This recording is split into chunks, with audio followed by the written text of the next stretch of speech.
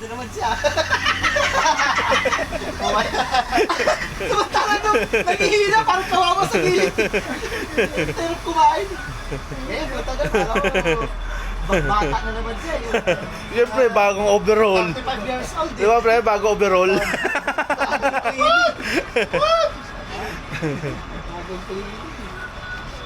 Ayan na. Soy!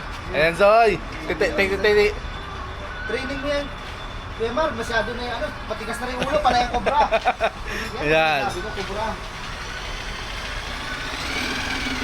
Hawakan mo, Soy. Iba talaga ang talento ng Oh, veterans. nag-aaral ka dito sa California eh. Yan ang line bore. Uy.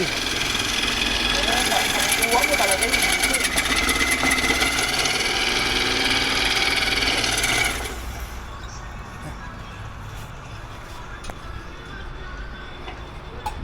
Lumakas ang mga kasukasuhan ito. Yung mga ugat dito magandang dalon. Hindi wala yung mga bara-bara eh. Grabe yung isang ganyan, pre. Oh. Alam mo yan, kakabagoong. Hindi, yung huling kain kasi niya na ano, yung balat ng manok na inaluan ng asin. Gasinam? Oo. Yun yun. Doon yung na-trigger eh.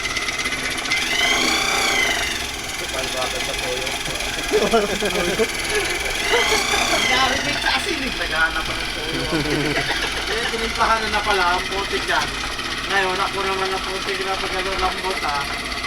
Hindi mo na nagsasalita yun, may asin na yan ha. Kung nakakalambot, sila nilagay ko sa mga.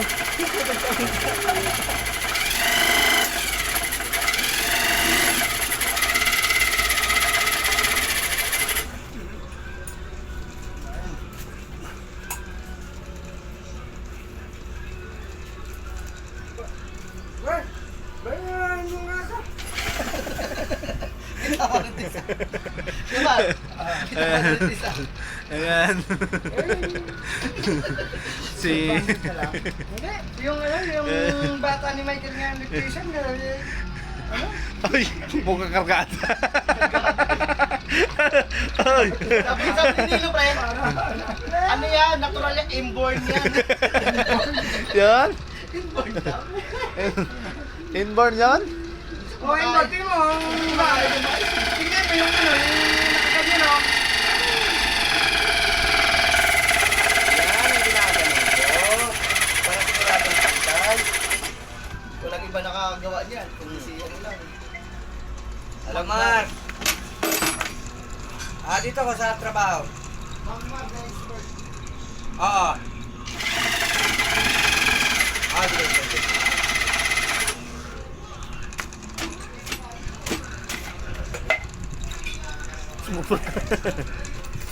Yan ang hinahanap ko talaga ito si si Boy. Kaya hindi yan matapos-tapos dahil kay ano eh. Oo, inihintay talaga niya si Boy.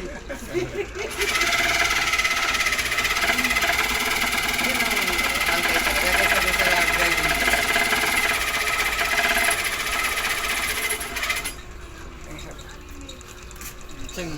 Di sabi kasi ni Tisoy, kayang-kaya na raw yun eh. Oo. Yung mga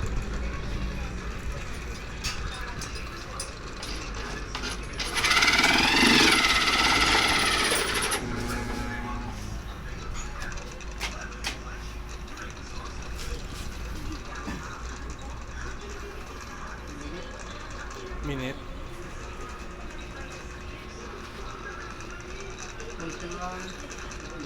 Hello.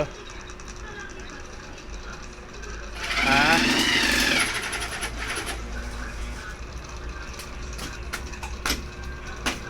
Sige.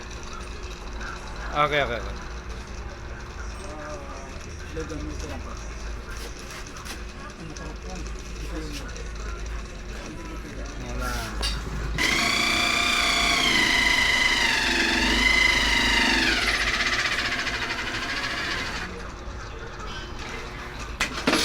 Ay, labas pala? Oo.